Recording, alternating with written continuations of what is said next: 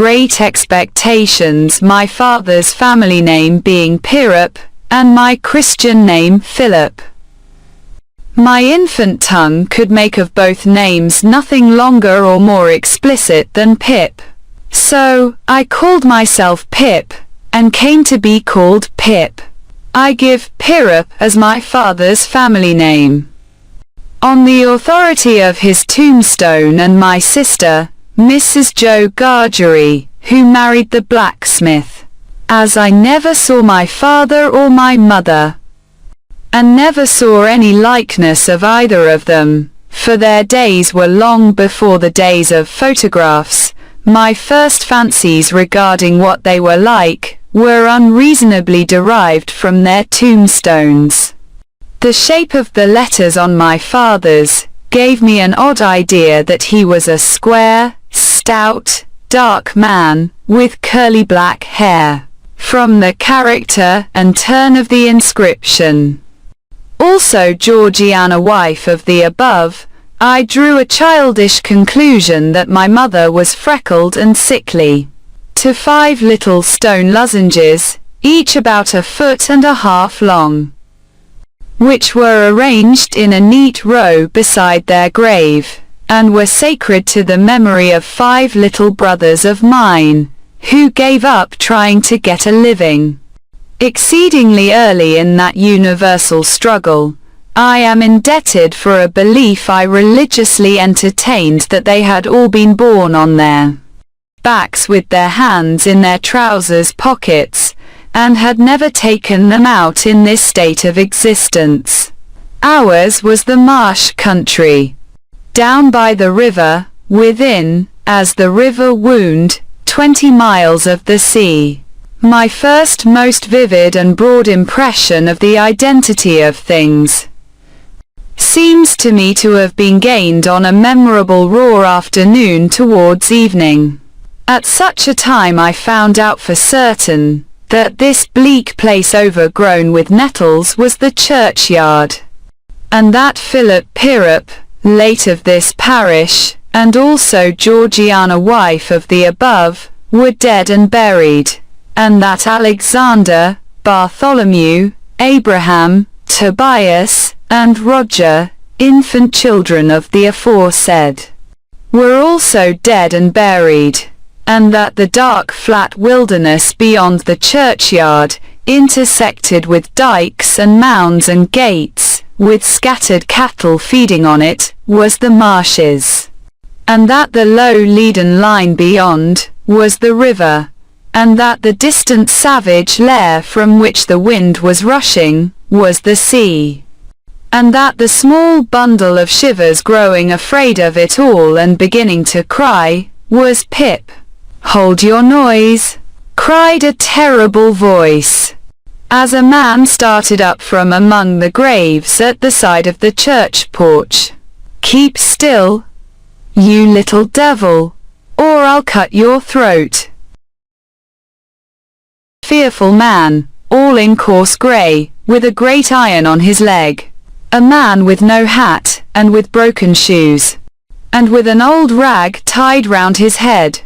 A man who had been soaked in water, and smothered in mud, and lamed by stones, and cut by flints, and stung by nettles, and torn by briars, who limped, and shivered, and glared and growled, and whose teeth chattered in his head as he seized me by the chin. "Oh, don't cut my throat, sir," I pleaded in terror. "Pray don't do it." "Sir, tell us your name," said the man. "Quick." "Pip, sir." "Once more," said the man, staring at me. "Give it mouth." "Pip, Pip, sir." "Show us where you live," said the man. "Point out the place." I pointed to where our village lay, on the flat inshore among the alder trees and pollards, a mile or more from the church.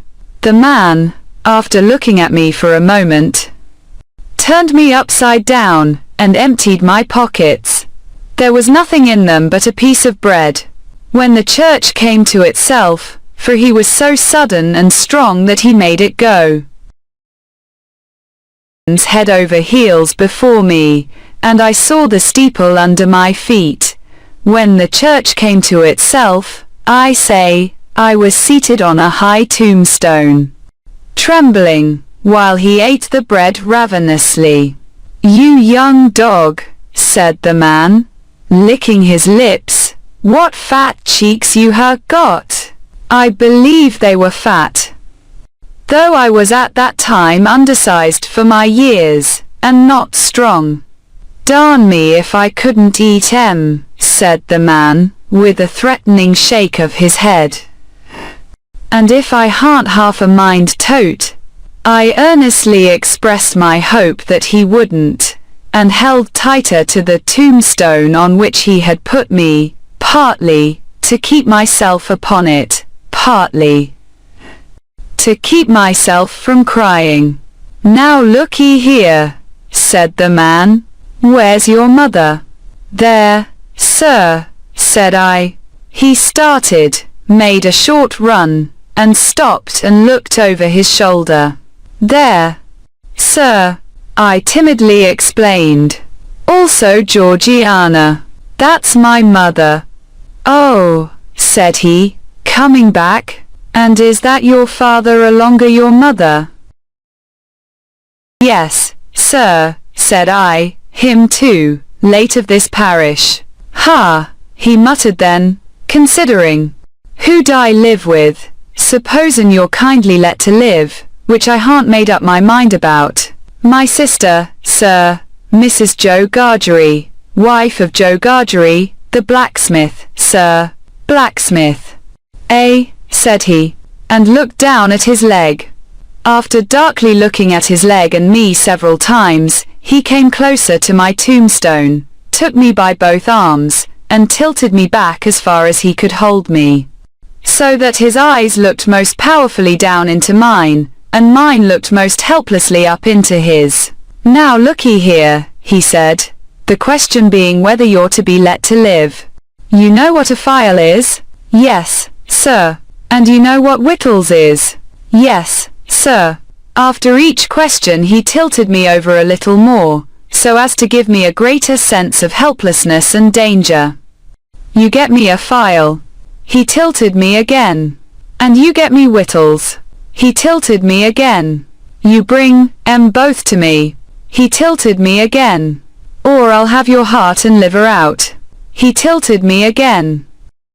I was dreadfully frightened, and so giddy that I clung to him with both hands, and said, "If you would kindly please to let me keep upright, sir, perhaps I shouldn't be sick, and perhaps I could attend more." He gave me a most tremendous dip and roll, so that the church jumped over its own weathercock. Then he held me by the arms, in an upright position on the top of the stone, and went on in these fearful terms, "You bring me, tomorrow morning early, that file and them whittles. You bring the lot to me, at that old battery over yonder. You do it, and you never dare to say a word or dare to make a sign concerning your having seen such a person as me, or any person somever, and you shall be let to live. You fail, or you go from my words in any particular, no matter how small it is, and your heart and your liver shall be tore out, roasted and ate. Now, I ain't alone, as you may think I am. There's a young man hid with me, in comparison with which young man I am or angel. That young man hears the words I speak.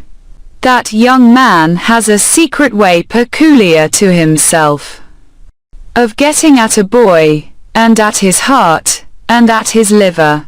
It is in vain for a boy to attempt to hide himself from that young man. A boy may lock his door, may be warm in bed, may tuck himself up, may draw the clothes over his head, may think himself comfortable and safe, but that young man will softly creep his way to him and tear him open. I am keeping that young man from harming of you at the present moment, with great difficulty. I find it very hard to hold that young man off of your inside.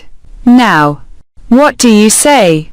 I said that I would get him the file, and I would get him what broken bits of food I could, and I would come to him at the battery, early in the morning. Say Lord strike you dead if you don't, said the man. I said so, and he took me down. Now, he pursued, you remember what you've undertook, and you remember that young man. And you get home. Good night, sir, I faltered. Much of that, said he, glancing about him over the cold wet flat. I wish I was a frog. Or a eel, at the same time. He hugged his shuddering body in both his arms, clasping himself, as if to hold himself together, and limped towards the low church wall. As I saw him go, picking his way among the nettles, and among the brambles that bound the green mounds, he looked in my young eyes as if he were eluding the hands. The dead people, stretching up cautiously out of their graves, to get a twist upon his ankle and pull him in. When he came to the low church wall, he got over it, like a man whose legs were numbed and stiff, and then turned round to look for me. When I saw him turning, I set my face towards home, and made the best use of my legs.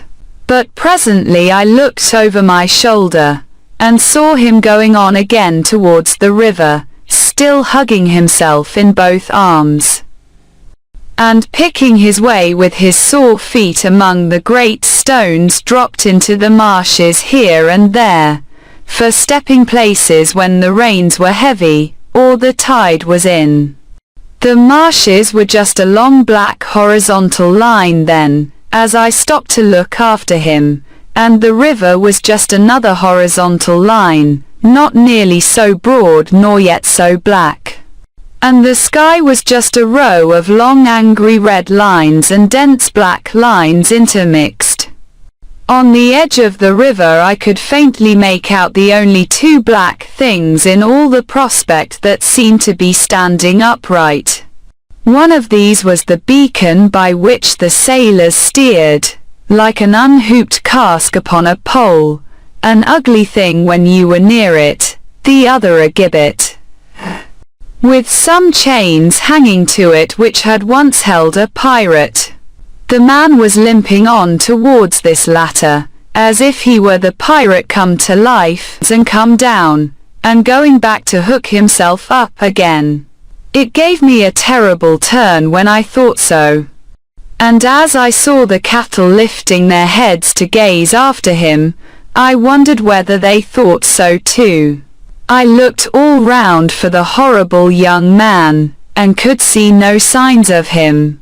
But now I was frightened again, and ran home without stopping.